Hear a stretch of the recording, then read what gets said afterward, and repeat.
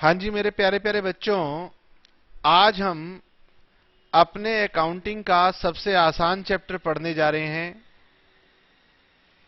और सभी जानते हैं कि हमारे अकाउंटिंग का सबसे इजी चैप्टर होता है फाइनल अकाउंट्स। तो सभी बच्चे मेरे साथ साथ जल्दी से रेडी हो जाएंगे। बच्चे बहुत खुश हैं। बच्चे कह रहे हैं कि सर बताओ, एक ही चैप्टर हमारा एग्जाम में सबसे पहले क्वेश्चन बनाने का मन करता है और वो चैप्टर होता है फाइनल अकाउंट्स। 11th क्लास से हमारा फेवरेट चैप्टर है। चलिए जी, हमें एक बार फिर मौका मिल रहा है अपने फाइनल अकाउंट चैप्टर को पढ़ने का। तो सभी बच्चे मेरे साथ पहले तो चैप्टर की हेडिंग डालेंगे, फाइनल अकाउंट्स। तो आप इसे कह सकते हैं final accounts of non corporate entities. Final accounts of non corporate entities. तो ऐसा मैंने इसलिए लिखा क्योंकि कंपनी अकाउंट्स के जो फाइनल होते हैं, कंपनी के जो फाइनल अकाउंट्स होते हैं वो थोड़े से डिफरेंट होते हैं। चलिए जी, मेरे साथ साथ सभी बच्चे लिखना शुरू करेंगे कि फाइनल अकाउंट्स मींस, दरअसल इसे नाम फाइनल अकाउंट्स इसलिए दिया गया है क्योंकि हम लोग अकाउंटिंग में सबसे लास्ट में जो अकाउंट्स बनाते हैं उन्हीं को फाइनल अकाउंट्स बोलते हैं। और उसमें हम तीन चीजें बनाते हैं। नंबर एक, सबसे पहले अकाउंट का नाम होता है ट्रेडिंग अकाउंट, और दूसरा होता है प्रॉफिट एंड लॉस अकाउंट,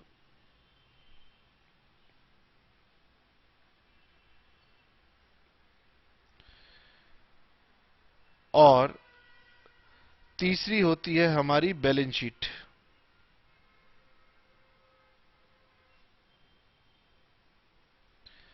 कुछ जगहों पर हम पढ़ते हैं कि अगर मैन्युफैक्चरिंग करने वाला व्यक्ति है तो वो मैन्युफैक्चरिंग अकाउंट भी बनाता है, लेकिन मोस्ट कॉमनली हमारे पास यही तीन अकाउंट बनते हैं: trading account, profit and loss account और बैलेंस शीट।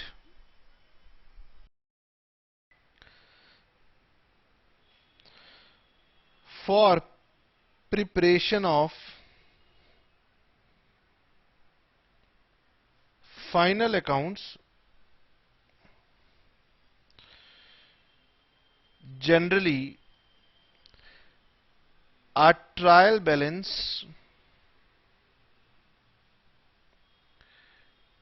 is given। इसका मतलब जब भी आप फाइनल अकाउंट्स का क्वेश्चन बनाएंगे तो आपको क्वेश्चन में हमेशा क्या दिया हुआ होगा? Trial balance.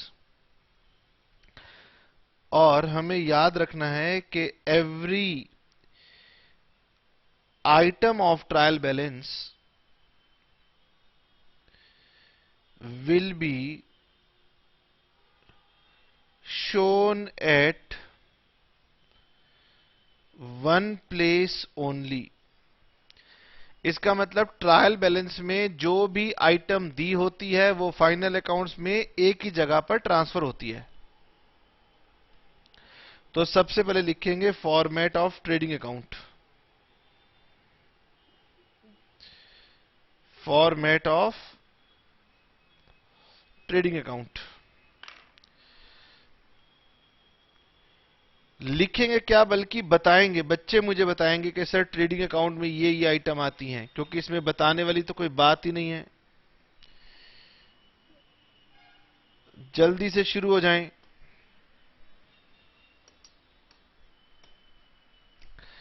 बच्चे कह रहे हैं लो सर, ये तो कितना आसान था। सबसे पहले हम यहां लिखते हैं ओपनिंग स्टॉक।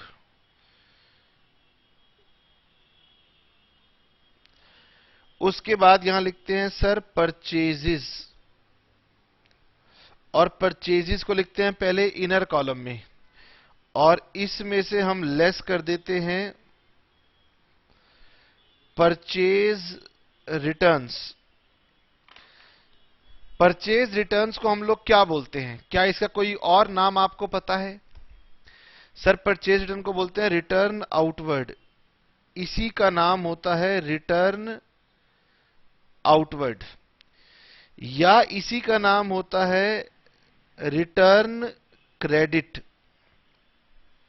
कई बार वो ये नहीं बताता है कि ये आउटवर्ड है इनवर्ड है, कह देते हैं रिटर्न, तो यानी क्रेडिट वाला जो बैलेंस होता है वो कहलाता है परचेज रिटर्न्स। ठीक है सर। साथ ही साथ हम यहां पर लिखते हैं डायरेक्ट एक्सपेंसेस। तो बच्चे मुझे बताएंगे कि डायरेक्ट एक्सपेंसेस में कौन कौन से एक्सपेंसेस आते हैं। डायरेक्ट एक्सपेंसेस मतलब वो एक्सपेंसेस जो परचेज या मैन्युफैक्चरिंग से रिलेटेड हों। तो उसमें हमारे पास आते हैं कैरिज इनवर्ड। कैरिज इनवर्ड मतलब परचेज से रिलेटेड खर्चा है। अच्छा, कई बार क्वेश्चन सिंपली कैरिज भी लिख देता है। अगर सिर्फ कैरिज लिखा हो तो भी यहीं आएगा, क्योंकि कैरिज इनवर्ड यहां है और कैरिज आउटवर्ड हमारा प्रॉफिट एंड लॉस में होता है। तो बच्चे कहते हैं सिंपल कैरिज आए तो कहां लिखना है, अगर सिंपल कैरिज आए तो भी यही लिखना है। इसके साथ साथ अगर हमारे पास वेजेस दी हुई हो तो बेटे वेजेस को भी हम यहां लिखते हैं। इसके साथ साथ कोई फ्यूल, पावर या कोई और अगर आपको मैन्युफैक्चरिंग या फैक्ट्री का एक्सपेंस दिया हो तो वो भी यहीं लिख देंगे। बाकी जनरली इन दोनों को छोड़ के और आइटम्स नहीं आती। फिर यहां लिखते हैं बाय सेल्स। अगर कोई सेल्स हो तो यहां आएगी। अच्छा सर, सेल्स में से भी तो सेल्स रिटर्न माइनस होगा। मैंने कहा यस, सेल्स रिटर्न्स माइनस हो जाएगा। सर सेल्स रिटर्न के और क्या नाम हो सकते हैं बताओ। तो सर ये रिटर्न आउटवर्ड है तो इसका नाम रिटर्न इनवर्ड होना चाहिए। मैंने कहा बिल्कुल ठीक। ये रिटर्न क्रेडिट है तो ये रिटर्न डेबिट बैलेंस होना चाहिए। ठीक है जी। और यहां पर आता है बाय क्लोजिंग स्टॉक। और क्लोजिंग स्टॉक के बारे में मैं बता दूं कि क्लोजिंग स्टॉक हमेशा आता है एट लोअर ऑफ कॉस्ट और नेट रियलाइजेबल वैल्यू। कई बार ना हमें स्टॉक के बारे में दो फिगर दी हो सकती हैं कि हमारी कॉस्ट मतलब खरीद इतने की थी और मेरा अनुमान है कि ये इतने का बिक सकता है। रियलाइजेबल वैल्यू मतलब कितने का सेल हो सकता है। आजकल आप सभी जानते हैं ना, मोबाइल का वर्ड है, तो कोई नई अगर टेक्नोलॉजी आ जाए और आपके पास पुराना मोबाइल अभी पड़ा हुआ है तो उसकी वैल्यू कॉस्ट से भी कम हो सकती है। ठीक है, तो अगर कॉस्ट दी हो, नेट रियलाइजेबल वैल्यू दी हो, तो दोनों का जो लोअर होता है वो यहां पर आता है। बाकी इसके बारे में भी चर्चा बाद में होती रहेगी।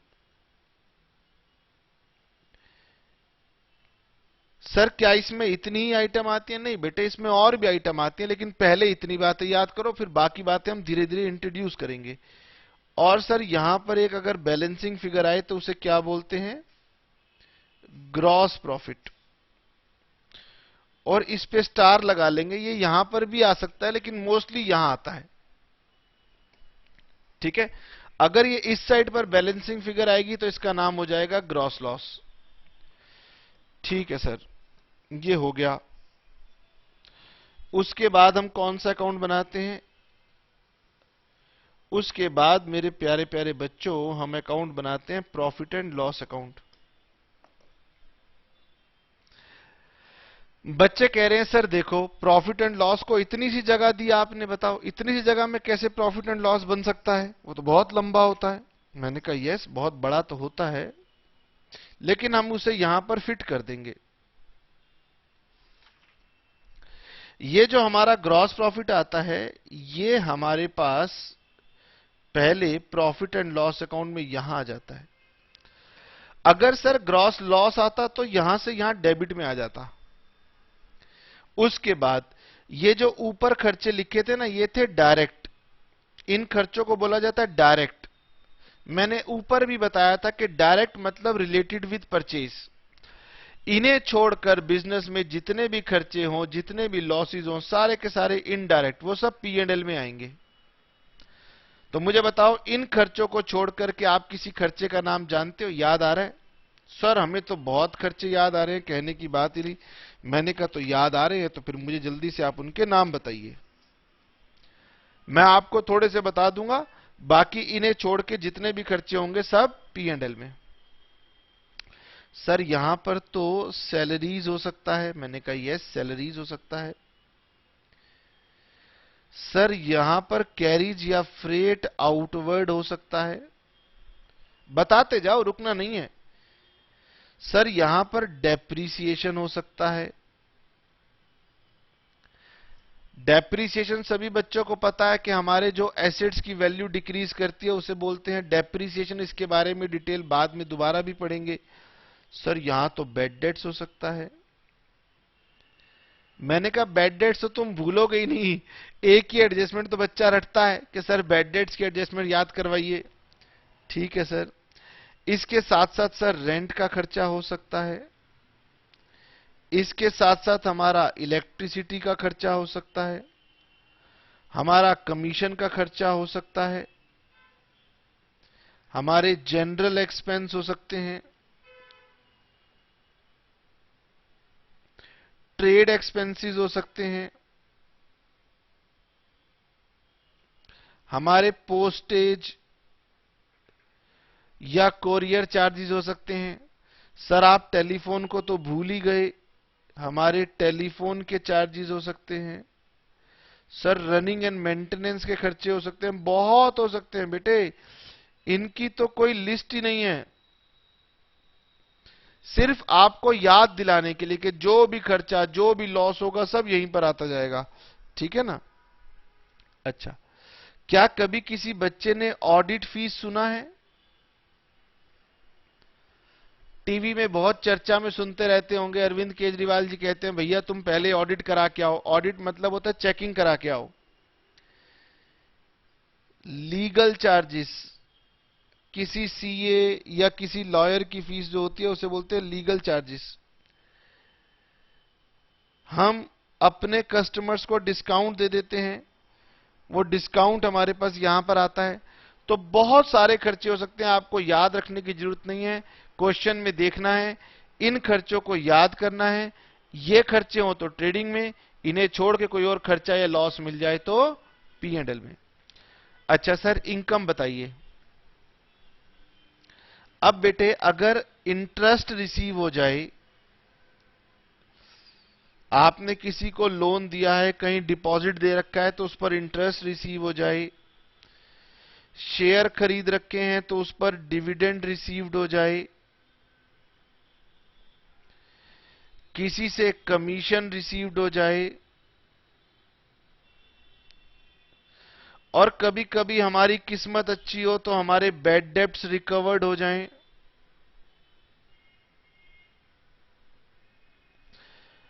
कभी कोई हमारा इंश्योरेंस क्लेम मिल जाए, कोई हमारा profit on sale of investment हो जाए, या हमारा प्रॉफिट ऑन सेल ऑफ कोई एसेट हो जाए। तो लॉस होगा तो यहां, इनकम होगी तो यहां, फिर बाद में इन सबको हम ऐड कर लेंगे और फिर यहां जो बैलेंसिंग फिगर बच जाती है उसे हम बोलते हैं नेट प्रॉफिट। और बच्चा कह रहा है कि सर हो सकता है वहां बच जाए तो उसे क्या बोलेंगे? नेट लॉस बोल देंगे। अब इसमें कोई खास आइटम होती नहीं है तो इसलिए इसमें मैंने कोई ग्रीन पेन का इस्तेमाल भी नहीं किया। बाकी जो भी खास बातें होती हैं वो तो धीरे धीरे इंट्रोड्यूस होती रहेंगी। अच्छा जी, इसके बाद हम लोग बात करेंगे किसकी? बैलेंस शीट की।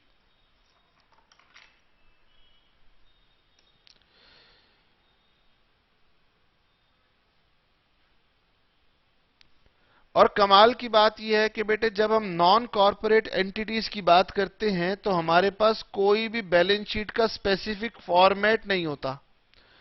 और अगर हमारे पास बैलेंस शीट का कोई स्पेसिफिक फॉर्मेट नहीं होता तो इसका मतलब यह है कि आप सिर्फ ग्रॉसली ध्यान रखेंगे कि एसेट की आइटम एसेट में रहे, लाइबिलिटी की आइटम लाइबिलिटी में रहे।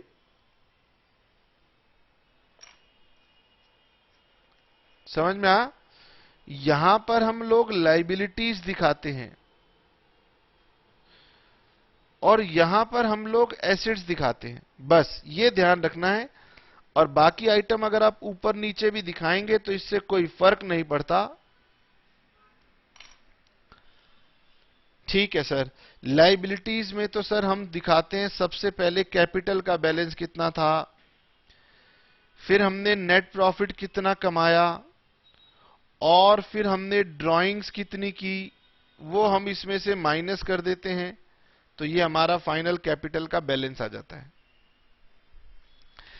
इसके सिवाय लाइबिलिटीज में और कौन कौन सी आइटम आती थी सर? इसके सिवाय लाइबिलिटीज में आते हैं creditors, bills payable,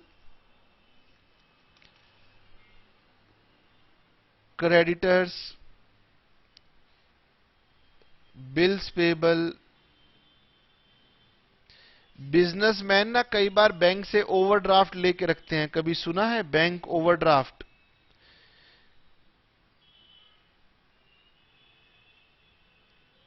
short form में बोलते हैं OD. OD account, CC account, ये सारे के सारे बैंक से लोन लेते हैं। सर हमारे कुछ एक्सपेंसेस आउटस्टैंडिंग चल रहे होते हैं, जिसका सबसे बड़ा उदाहरण हो सकता है वेजिस आउटस्टैंडिंग हो सकती हैं, सैलरीज आउटस्टैंडिंग हो रही हो सकती हैं, कोई ब्याज आउटस्टैंडिंग हो सकता है, टेलीफोन का बिल, बिजली का बिल, ये हमारा आउटस्टैंडिंग हो सकता है। सर कई बार हमें इनकम्स रिसीव्ड इन एडवांस हो जाती हैं, हमारी किस्मत अच्छी हो तो इनकम रिसीव्ड इन एडवांस भी हो जाती हैं। अच्छा सर, कई बार ना हम लोग अपने पास कुछ रिजर्व्स भी बना लेते हैं। वैसे तो जनरली रिजर्व पार्टनरशिप में या कंपनी में बनाए जाते हैं, लेकिन फिर भी अगर कोई रिजर्व होगा तो हम इसे यहां पर दिखा सकते हैं। सर हमने कोई बैंक से लोन लिया हुआ हो, किसी दोस्त से लोन लिया हो, कोई भी आपकी लाइबिलिटी होगी तो बेटे वो लाइबिलिटी यहां दिखा देना। ठीक है सर। एसेट्स में क्या दिखाते हैं? एसेट्स में सर हमारे पास लैंड हो सकती है, लैंड के साथ बिल्डिंग अलग दिखा देते हैं हम लोग। अगर अलग वैल्यू पता है तो बहुत अच्छी बात होती है, क्योंकि लैंड पे डेप्रिसिएशन नहीं होता लेकिन बिल्डिंग पर डेप्रिसिएशन होता है, इसीलिए हम कोशिश करते हैं अलग अलग दिया हो तो अलग अलग लिखें। सर प्लांट एंड मशीनरी हो सकती है, सर फर्नीचर एंड फिटिंग हो सकते हैं। इन पर अगर डेप्रिसिएशन होगा तो बाद में चर्चा हो जाएगी। ठीक है।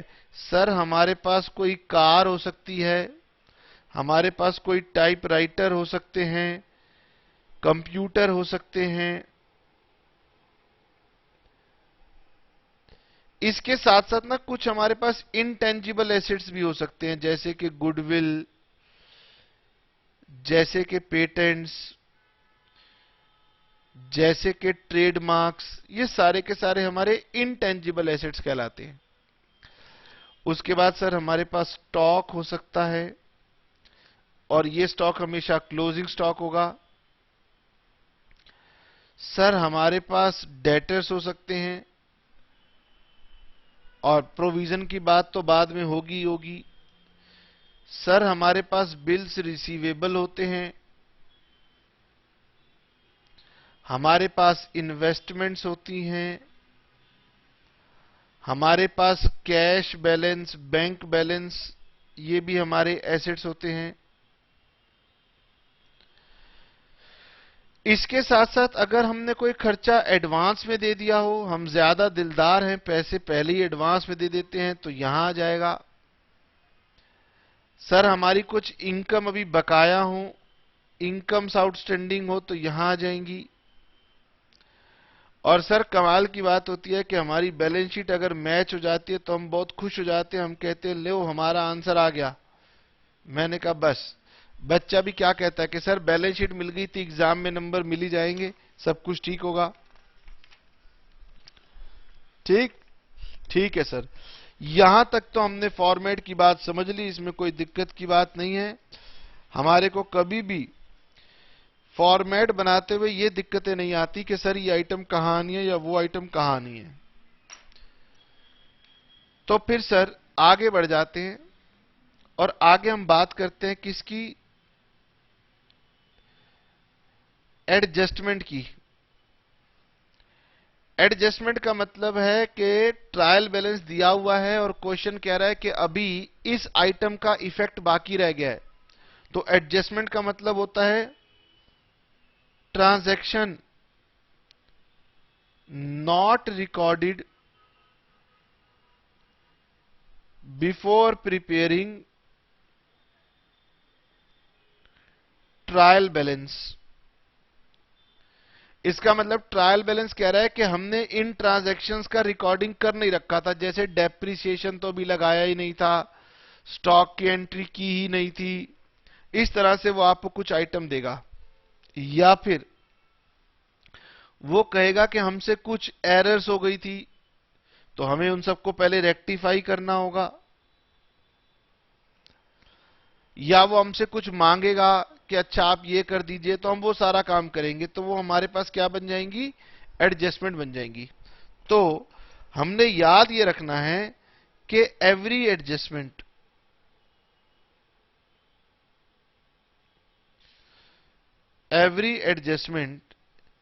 is shown at two places।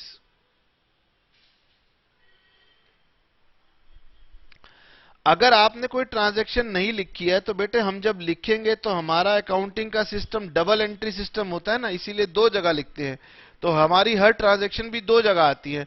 हालांकि बीच में एक ट्रांजैक्शन ऐसी भी आएगी जो चार जगह दिखाएंगे। समझ में आ? ठीक है, पहले तो बेसिक बात हमने याद रख ली। चलो जी आइए हम लोग कुछ एडजस्टमेंट डिस्कस करते हैं। एडजस्टमेंट्स बेटे बेटे बहुत सारी हो सकती हैं, तो हम कुछ कॉमन एडजस्टमेंट्स डिस्कस करेंगे और साथ साथ आपको तरीका भी सिखाएंगे कि सर एडजस्टमेंट्स को कैसे करते हैं। लिखिए जी, सम कॉमन एडजस्टमेंट्स।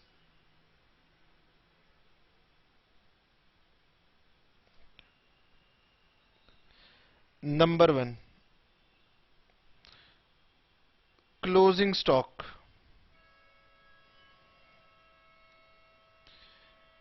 बेटे हम जब एडजस्टमेंट की बात कर रहे हैं तो इसका मतलब है कि ये ट्रायल बैलेंस के बाहर दिया हुआ है।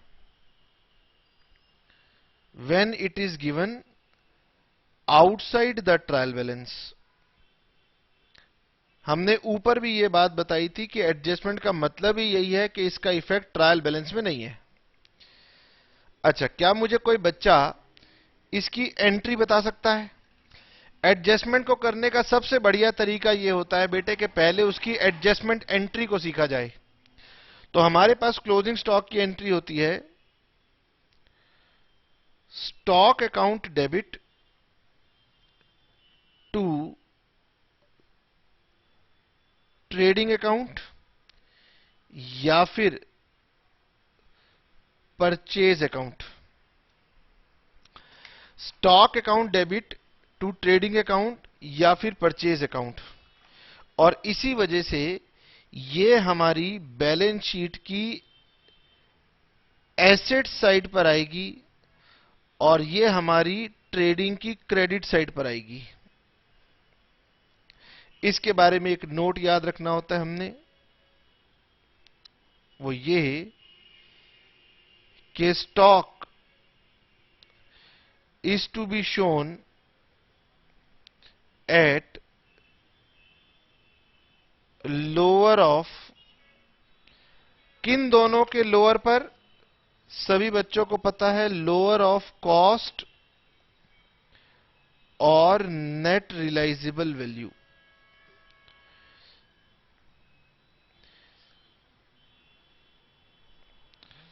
मैंने अभी अभी आपको एग्जाम्पल भी दिया था थोड़ी देर पहले कि जैसे अगर मोबाइल फोन है, मोबाइल फोन नया लॉन्च हो जाए तो बेटे पुराने वाले मोबाइल फोन जो आपके पास पड़े होंगे अनसोल्ड, उनकी वैल्यू कम हो जाती है। तो अगर क्वेश्चन में कॉस्ट दी हुई है तो कोई प्रॉब्लम ही नहीं है। अगर क्वेश्चन ने कहा हुआ है कि ये इतने का सेल होगा, रियलाइजेबल वैल्यू इतनी होगी, तो आपको कंपेयर करना है दोनों का लोअर। जो दोनों का लोअर होगा वो आप दिखाएंगे। तो बेटे बहुत सिंपल सी एडजस्टमेंट होती है। जब अप्रोप्रिएट हम लोग क्वेश्चन करेंगे वहां ये एडजस्टमेंट आएगी, तो दोबारा एक्सप्लेन करेंगे। बहुत सिंपल है। क्लोजिंग स्टॉक के बाद हम अपनी दूसरी एडजस्टमेंट के पास चलते हैं, और दूसरी एडजस्टमेंट होती है एक्सपेंसेस आउटस्टैंडिंग।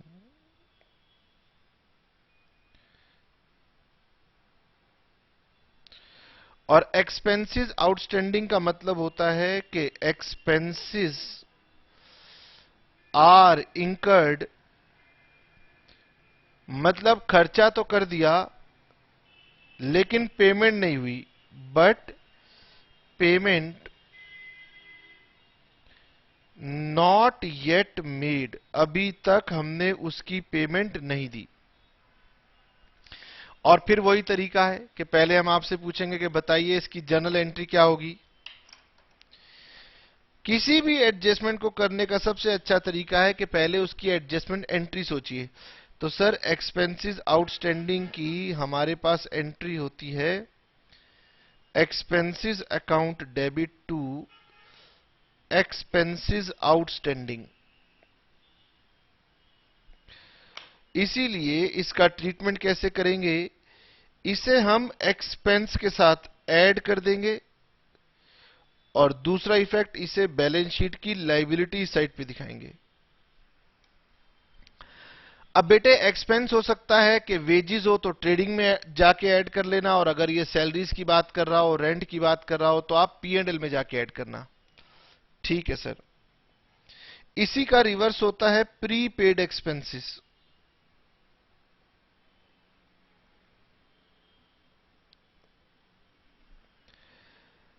प्रीपेड एक्सपेंसेस का मतलब होता है expenses not yet incurred, still payment has been made.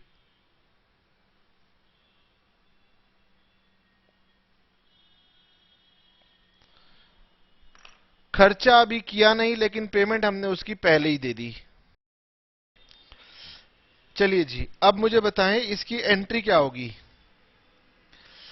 Sir prepaid expense की एंट्री हो जाती है इसी की रिवर्स। मतलब प्रीपेड एक्सपेंस ना हमारे लिए एसेट होता है, इसीलिए हमारी एंट्री बनेगी prepaid expense account debit to expense account. अब क्योंकि हमने एक्सपेंस ज्यादा पे कर दिए, तो हम इसे अब एक्सपेंस में से माइनस कर देंगे, और इसे हम बैलेंस शीट की एसेट साइड पर दिखाएंगे। ठीक है सर। सारी एकदम सिंपल सिंपल एडजस्टमेंट है, अपने आप धीरे धीरे माइंड में रिकॉल होनी शुरू हो जाएंगी।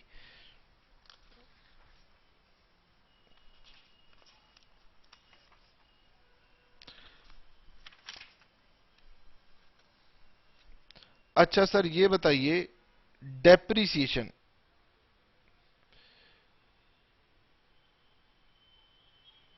बहुत सिंपल सी एडजस्टमेंट है। हम सबको पता है कि डेप्रीसिएशन का मतलब होता है डिक्रीज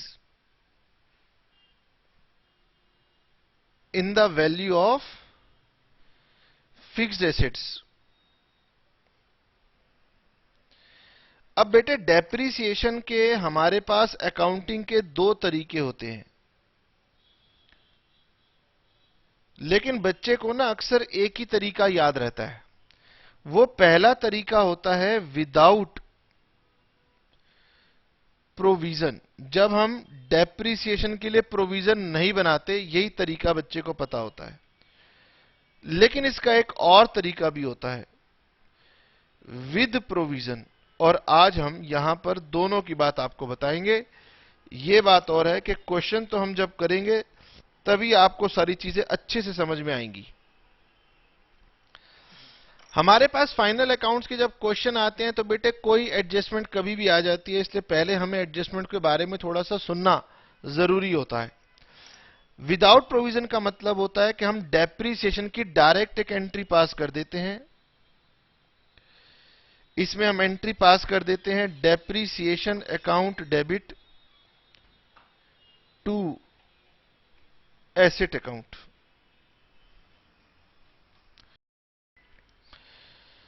इसीलिए एक बार तो हम डेप्रीसिएशन को पी एंड एल में डेबिट कर देते हैं, यानी ये जो हमारा एक्सपेंस का पार्ट है ये पी एंड एल में डेबिट हो जाता है, और ये जो एसेट वाला पार्ट है ये बैलेंस शीट में एसेट साइड में एसेट की वैल्यू में से लेस हो जाता है।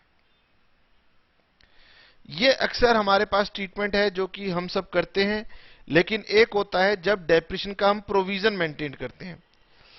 इस केस में हमारी एंट्री होती है depreciation account debit to provision for depreciation. अब देखिए इन दोनों एंट्रीज में डिफरेंस समझिए, डेप्रीसिएशन यहां भी डेबिट था और डेप्रीसिएशन इस एंट्री में भी डेबिट है, इसीलिए ये पी एंड एल अकाउंट में डेबिट में जाएगा। ये वाला पार्ट दोनों में सेम है, ठीक। यहां पर एसेट क्रेडिट हुआ था, यहां पर प्रोविजन क्रेडिट हुआ है, इसका मतलब ये ऐड हो जाएगा विद प्रोविजन फॉर डेप्रीसिएशन। और प्रोविजन फॉर डेप्रीसिएशन हमारी बैलेंस शीट में एसेट्स में से जाके लेस हो जाता है।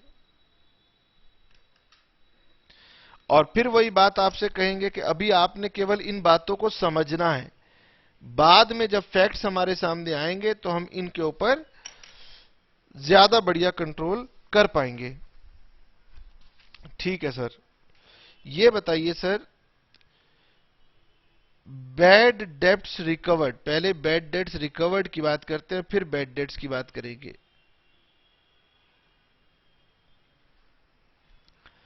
हमारे पहले कभी बैड डेट्स हो गए थे और आज हमें उसका पैसा वापस मिल गया, उसे हम बोलते हैं बैड डेब्ट्स रिकवर्ड। मुझे बताएं बैड डेट्स रिकवर्ड की एंट्री किसी बच्चे को पता है? सर बैड डेट्स रिकवर्ड तो हमारी इनकम होती है, तो बैड डेट्स रिकवर्ड की एंट्री क्या होती है? Cash account debit to bad debts recovered. आप एक चीज बेटे एडजस्टमेंट्स के अंदर देखोगे कि कभी भी कैश की एडजस्टमेंट आपको नहीं मिलेगी। आप कभी भी देख लेना, कैश एक ऐसी चीज है जिसकी गलती तुरंत पकड़ी जाती है। तो ऐसा कैसे हो सकता है कि कैश की एंट्री ना बनाऊं? तो बैड डेट्स रिकवर्ड के बारे में क्या एडजस्टमेंट होती है? तो बैड डेट्स रिकवर्ड की एंट्री मैंने आपको बता दी। क्वेश्चन आपसे ये कहेगा कि bad debts recovered was wrongly credited to debtors account, यानी कि वो कहेगा कि हमने बैड डेट्स रिकवर्ड की एंट्री तो बनाई है लेकिन एंट्री हमने गलत बनाई है, इसीलिए ये हमारे पास एक रेक्टिफिकेशन का केस बनेगा। बेटे जब भी रेक्टिफिकेशन की बात आएगी तो आपको पहले तो पता लगाना होगा कि सर करेक्ट एंट्री क्या थी, रॉन्ग एंट्री क्या थी, तब आपको पता चलेगा कि रेक्टिफिकेशन कैसे होगी।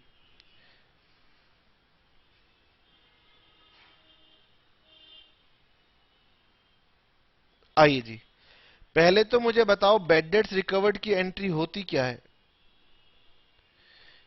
Cash account debit to bad debts recovered. हमने रॉन्ग क्या किया? तो हमने इसे डेटर्स अकाउंट में क्रेडिट कर दिया।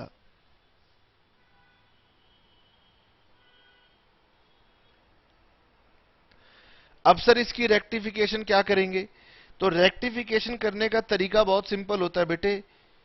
जो चीज ठीक है उसे तो कुछ करते नहीं है, उसे हम भूल जाते हैं। जो गलत हुआ उसे हम रिवर्स कर देते हैं। तो हम एंट्री पास करेंगे debtors account debit to bad debts recovered. तो इसका मतलब यह है कि इसका ट्रीटमेंट कैसे होगा कि हम इसे डेटर्स में एक बार प्लस कर देंगे और एक बार हम इसे अपने पी एंड एल के क्रेडिट में ट्रांसफर करेंगे। बोलिए, समझ में आया? ठीक है सर। अब आइए, अब हम चलते हैं अपनी मेन एडजस्टमेंट के ऊपर, जिसमें बच्चा ज्यादातर कहता है कि सर पहले मुझे बैड डेट्स के बारे में बता दो। तो आइए हम लोग डिस्कस करते हैं दो एडजस्टमेंट एक साथ, bad debts and provision for doubtful debts. बेटे, इस प्रोविजन के बारे में ध्यान रखना है कि ये प्रोविजन ना दो तरह के होते हैं।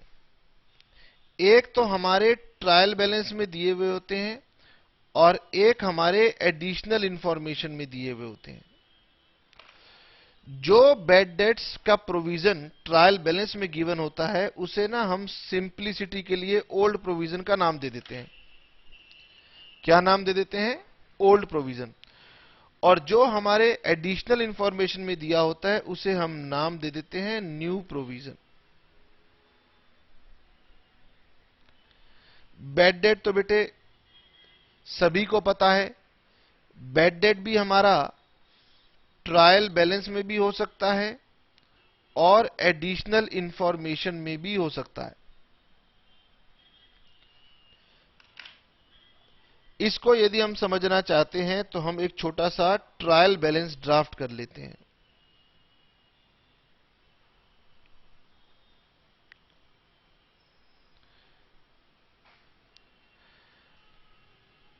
यहां देखें, ये बैड डेट्स और प्रोविजन फॉर डाउटफुल डेट्स मेरे जुड़े हुए हैं डेटर्स के साथ। तो इसका मतलब ट्रायल बैलेंस के अंदर एक तो डेटर्स दिया होगा, एक ट्रायल बैलेंस के अंदर बैड डेट्स दिया हुआ होगा। मैंने कहा ना कि बैड डेट्स ट्रायल बैलेंस में हो सकते हैं। और सर एक प्रोविजन दिया हुआ होगा, प्रोविजन फॉर डाउटफुल डेब्ट्स, ये क्रेडिट में होता है। और क्योंकि ये पूरा ट्रायल बैलेंस नहीं है इसलिए इसकी टोटल की बात नहीं करेंगे, ये ट्रायल बैलेंस का एक पार्ट है। तो ट्रायल बैलेंस के पार्ट को हम बोलते हैं एक्सट्रैक्ट, एक हिस्सा है। और नीचे हमें एडिशनल इंफॉर्मेशन दी हो सकती है, और एडिशनल इंफॉर्मेशन में जनरली हमें दिया होता है कि make provision for doubtful debts at some percentage of debtors. और दूसरा हमें गिवन होता है कि एडिशनल या फिर further bad debts amounted to rupee इतना।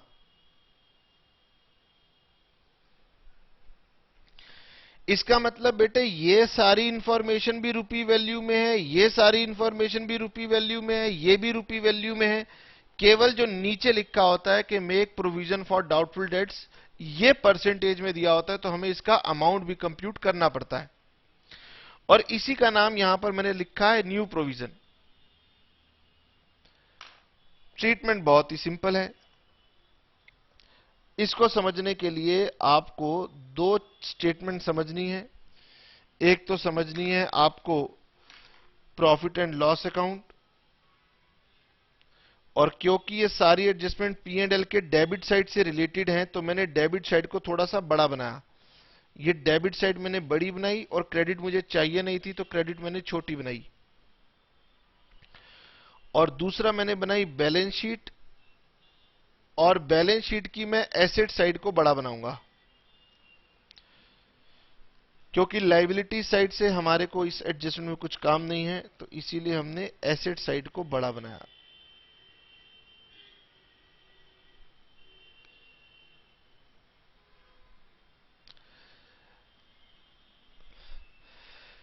इतनी बात तो बेटे हम जानते ही हैं कि अगर कोई चीज ट्रायल बैलेंस में दी हुई है तो वो एक ही प्लेस पर आएगी। तो हमने सबसे पहले अपने डेटर्स को यहां से उठाया और डेटर्स को हमने अपनी बैलेंस शीट की एसेट साइड में डाल दिया। हमने अपने बैड डेट्स को उठाया और हमने उसे पी एंड एल की डेबिट साइड पर डाल दिया।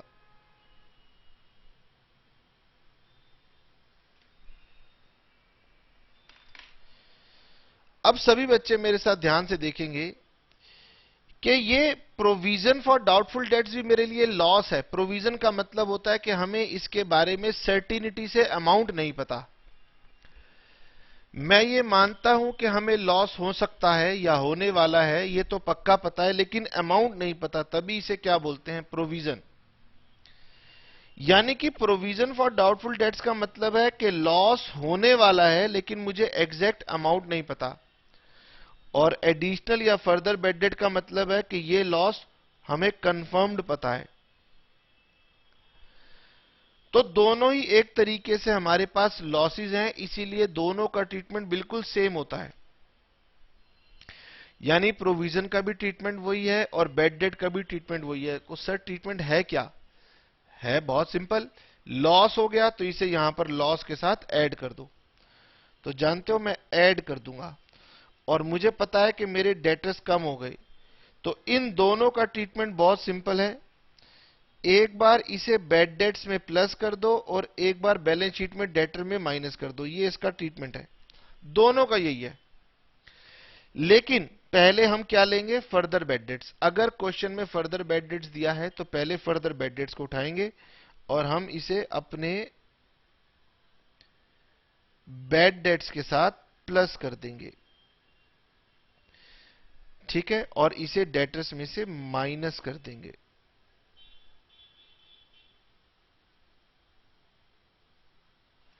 माइनस कर दिया। अगर कोई और एडजस्टमेंट है डेटर से related, make all other adjustments except discount. अगर बैलेंस शीट्स में अगर आपकी एडजस्टमेंट में डेटर्स की कोई और एडजस्टमेंट है तो वो भी पहले कर लेना, ताकि आपको फाइनली डेटर्स का अमाउंट पता लग जाए। लेकिन डिस्काउंट ऑन डेटर्स का एडजस्टमेंट मत करना, ठीक। पहले हमेशा एडिशनल या फर्दर बैड डेट एडजस्ट कर लेना और अगर कोई और एडजस्टमेंट हो तो वो भी कर लेना। अब आपको पता चलेगा कि मेरे डेटर्स हैं कितने। तो ये जो परसेंटेज आपको दी हुई है ना, इससे अब आपको अमाउंट कैलकुलेट करना है। अब यहां से अमाउंट कैलकुलेट करना और ट्रीटमेंट मेरे पास वही होगा। मैं यहां से माइनस करूंगा और इसे नाम दे दूंगा न्यू प्रोविजन। ये परसेंटेज से कंप्यूट हो जाएगा यहां से, और फिर इसे यहां पर प्लस कर लूंगा न्यू प्रोविजन के नाम से। तो सभी बच्चे देखेंगे कि मैंने इन दोनों का ट्रीटमेंट एक ही किया है। बैड डेट में प्लस किया है और डेटर में माइनस किया है। लेकिन इसमें ध्यान देने वाली बात यह है कि पहले मैंने फर्दर बैड डेट्स को ट्रीट किया है क्योंकि इसका अमाउंट मुझे पता था। फर्दर बैड डेट का मतलब है कि मेरे वो डेटर्स जो कि बैड हो चुके हैं, जो कि कंफर्म्ड है, मैंने उन्हें माइनस किया। अब डाउट रिमेनिंग डेटर्स पर होगा, इसीलिए रिमेनिंग डेटर्स निकाले और फिर उन पर मुझे कितना परसेंट का डाउट था वो मैंने अप्लाई किया। फिर मुझे अमाउंट पता लग गया और अमाउंट पता लग गया तो मैंने ट्रीटमेंट वही किया, एक बार डेटर में से माइनस और एक बार बैड डेट्स में प्लस। तो इसका मतलब ये कि हमने इसका भी डबल ट्रीटमेंट कर दिया, इसका भी डबल ट्रीटमेंट कर दिया। अब बच क्या गया मेरे पास? अब मेरे पास बच गया सिर्फ और सिर्फ ओल्ड प्रोविजन। इस ओल्ड प्रोविजन को, क्योंकि ये ट्रायल बैलेंस में दिया हुआ है, इसलिए एक ही बार दिखाते हैं, माइनस ओल्ड प्रोविजन जो ट्रायल बैलेंस वाला था। ये एडजस्ट कर देना, जो भी फाइनल अमाउंट आएगा वो आप अपने P&L में शो कर देना। ऐसे ही इस अमाउंट को भी आप बैलेंस शीट में बाहर ले आना, ठीक। तो आपने ध्यान ये रखना, number 1 note, before calculation of amount of provision for doubtful debts, all adjustments relating to debtors must be made except provision for discount on debtors। याद रखना कि अगर क्वेश्चन के अंदर प्रोविजन फॉर डाउटफुल डेब्ट्स हो और प्रोविजन फॉर डिस्काउंट हो तो पहले हमेशा प्रोविजन फॉर बैड डेट्स की एडजस्टमेंट होती है और बाद में प्रोविजन फॉर डिस्काउंट की एडजस्टमेंट होती है। ठीक है ना? अगली आइटम लिखिए, provision for discount on debtors.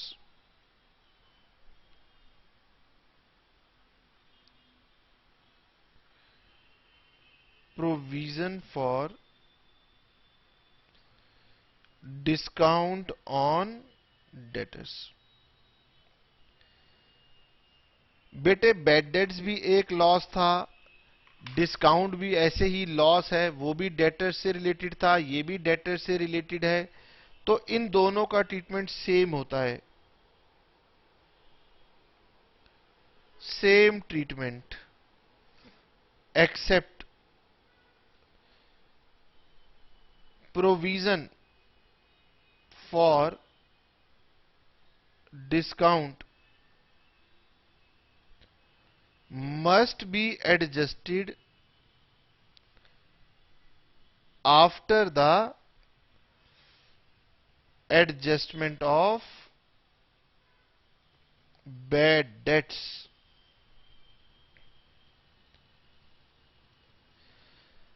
इसका मतलब अगर किसी क्वेश्चन में provision for bad debts and provision for discount on debtors दोनों आ जाएं तो पहले प्रोविजन फॉर बैड डेट्स करेंगे एडजस्ट, उसके बाद में प्रोविजन फॉर डिस्काउंट करेंगे और दोनों का ही ट्रीटमेंट सेम है। डिस्काउंट जो होता है वो भी पी एंड एल के डेबिट में आता है, बैड डेट्स भी पी एंड एल के डेबिट में आता है, दोनों का ट्रीटमेंट एकदम सेम रहेगा।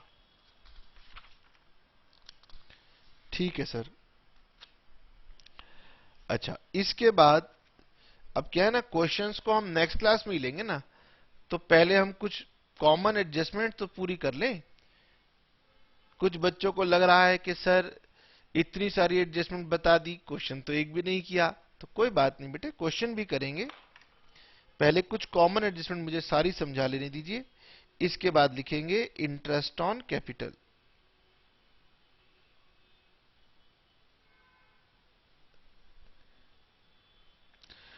हम अपनी ही कैपिटल पर अपने आप को इंटरेस्ट देते हैं। खैर ज्यादा लॉजिकल नहीं लगता, पार्टनरशिप होती तो थोड़ा सा लॉजिकल भी लगता है। हम सब ने पढ़ा हुआ है कि पार्टनरशिप में होता है इंटरेस्ट ऑन कैपिटल। अगर आप प्रोप्राइटरशिप हैं तो फिर interest on capital, interest on drawings, खुद को सैलरी देना, ये सारी बातें इतने काम की नहीं है, लेकिन फिर भी टीचर कई बार हमसे पूछ लेते हैं कि इंटरेस्ट ऑन कैपिटल की आप एडजस्टमेंट करके दिखाइए। तो हमारा तरीका वही रहेगा कि मैं आपसे पूछूंगा पहले तो इंटरेस्ट ऑन कैपिटल की एंट्री बताइए।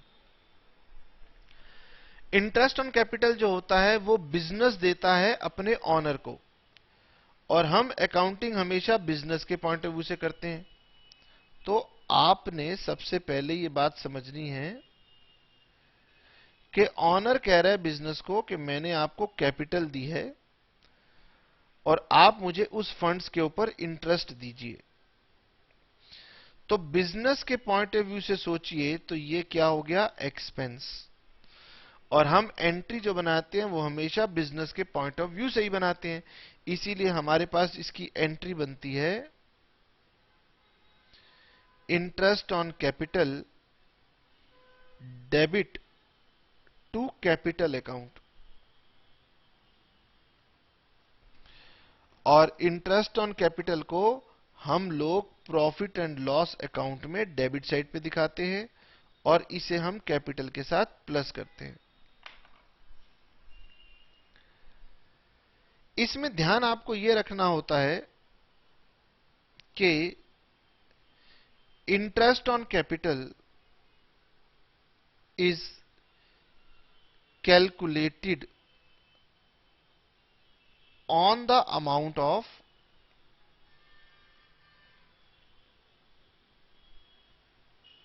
opening capital and additional capital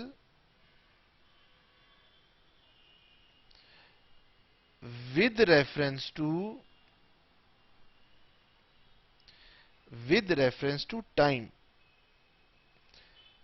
जब भी इंटरेस्ट की बात आती है तो इंटरेस्ट ऐसे ही तो निकलता है, अमाउंट होगा ओपनिंग कैपिटल वाला या एडिशनल कैपिटल वाला, और उस पे रेट हमें क्वेश्चन बताएगा, और एडिशनल कैपिटल के लिए टाइम की इंपॉर्टेंस रहेगी, ओपनिंग कैपिटल के लिए टाइम की इंपॉर्टेंस नहीं होती।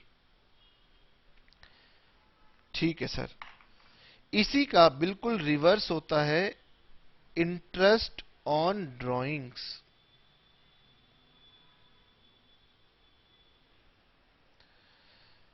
इंटरेस्ट ऑन ड्राइंग्स में अब की बार बेटे बिजनेस ऑनर से कहता है कि आपने मेरे फंड्स को ड्रॉ किया है, इसीलिए अब आपको मुझे इंटरेस्ट देना है, और ये हमारी इनकम है, और ये इनकम है तो बिजनेस इसके लिए एंट्री बनाता है कैपिटल या फिर ड्राइंग्स को डेबिट कर दिया जाता है, और इंटरेस्ट ऑन ड्राइंग्स को हम क्रेडिट कर देते हैं, और ये हमारी इनकम होने की वजह से ये हमारे P&L में क्रेडिट हो जाती है, और ये हमारे अल्टीमेटली कैपिटल में माइनस। अब ड्राइंग्स के बारे में अगर डेट मेंशन ना हो तो हम लोग जनरली इंटरेस्ट के अमाउंट को हाफ कर देते हैं। इंटरेस्ट कंप्यूट करना है तो हमेशा हमें अमाउंट चाहिए, रेट चाहिए, टाइम पीरियड चाहिए। इंटरेस्ट ऑन ड्राइंग्स में अगर टाइम पीरियड नहीं दिया होगा तो हम इसे मान लेंगे कि हाफ ईयर में ड्रॉ हुआ था, इसीलिए हम उस पर हाफ इंटरेस्ट ही कैलकुलेट किया करेंगे। ठीक है। अच्छा जी, उसके बाद हमारे पास बात आएगी इनकम टैक्स। तो मैं बता दूं कि income tax is treated as personal nature item,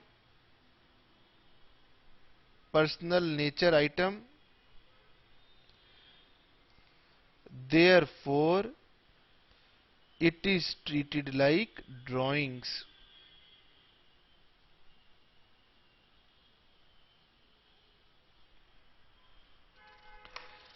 हम लोग इनकम टैक्स को ड्राइंग्स के जैसे ट्रीट करते हैं,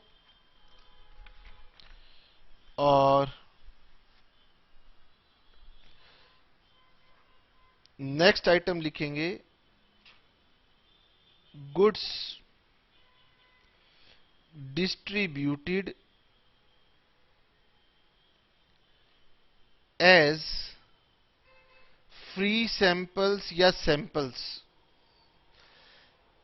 कई बिजनेस में जब हम लोग नया कोई प्रोडक्ट लॉन्च करते हैं तो पहले उसे सैंपल से डिस्ट्रीब्यूट कर देते हैं। कई बार आपने देखा होगा कि आप मार्केट में जाते हैं, जैसे मान लीजिए आप ब्रेड लेके आए तो ब्रेड के साथ में छोटी सी उन्होंने केचप की एक सैशे लगा दी कि लोग इसको चेक कर सके। तो ये बहुत कॉमन सी प्रैक्टिस है कि हम लोग अपने गुड्स को डिस्ट्रीब्यूट कर देते हैं एज सैंपल। तो बताइए गुड्स डिस्ट्रीब्यूटेड एज सैंपल की एंट्री क्या होती है? बिल्कुल एंट्री से ही गवर्न होगा बेटे ट्रीटमेंट क्या होगा। तो इसकी एंट्री होती है advertisement account debit to purchase account. यहां से आपको एक रूल याद रखना है कि जब भी गुड्स को हम सेल नहीं करेंगे, हम गुड्स को यूज कर रहे हैं लेकिन सेल नहीं कर रहे, तो मैं हमेशा परचेज को क्रेडिट किया करूंगा। और अभी आपको इसके कई सारे एग्जांपल दूंगा। तो गुड्स गए लेकिन सेल नहीं हुए, तो हमेशा परचेज क्रेडिट, ठीक। और परचेज जब भी क्रेडिट होगी, कॉस्ट प्राइस पर ही क्रेडिट होगी। और एडवर्टीजमेंट डेबिट करेंगे तो ये हमारे P&L में चली जाएगी, और परचेज हमारी परचेज में से माइनस हो जाएगी।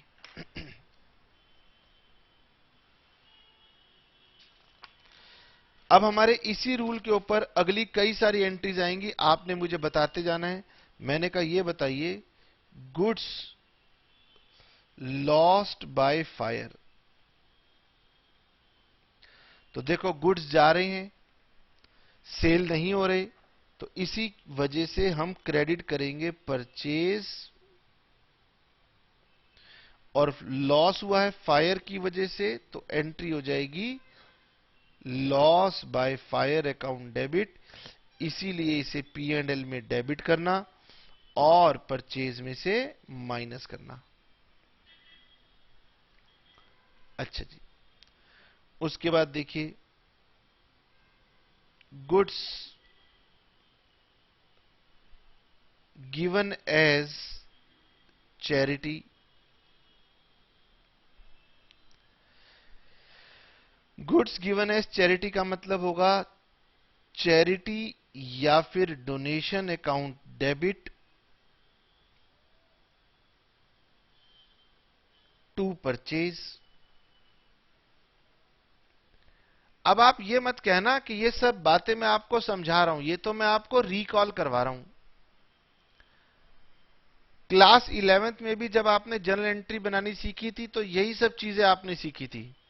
एडजस्टमेंट का लॉजिक क्या है कि आप ट्रायल बैलेंस बना चुके हैं लेकिन एंट्री करना भूल गए हैं, तो अब उसका इफेक्ट कहां से आएगा? एंट्री से ही आएगा, ठीक है। ये सारी एंट्रीज आपको याद रहनी चाहिए। तो ये हमारे P&L में डेबिट हो जाएंगी अब, और ये हमारे परचेज में से माइनस हो जाएंगी। Goods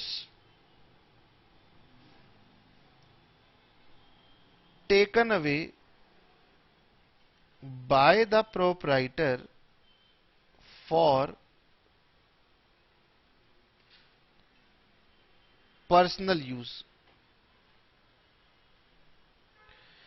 goods taken away by the proprietor for personal use. इसकी एंट्री होती है drawings account debit to purchase.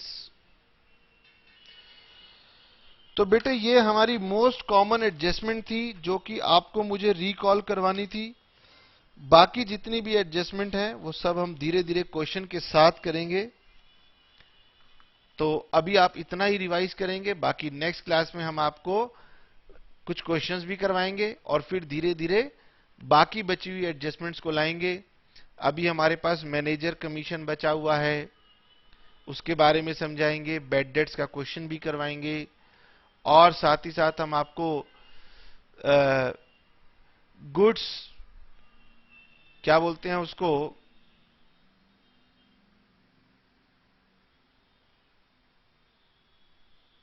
Goods sold on return basis adjustment आएगी। मतलब अभी हमारे पास बहुत एडजस्टमेंट आएंगी, आप चिंता नहीं करेंगे। ये तो बहुत कॉमन एडजस्टमेंट थी जो हमें रिकॉल करवानी थी। तो नेक्स्ट क्लास में आपके साथ मिलते हैं और हम क्वेश्चन स्टार्ट करेंगे। चलिए टाटा बाय बाय।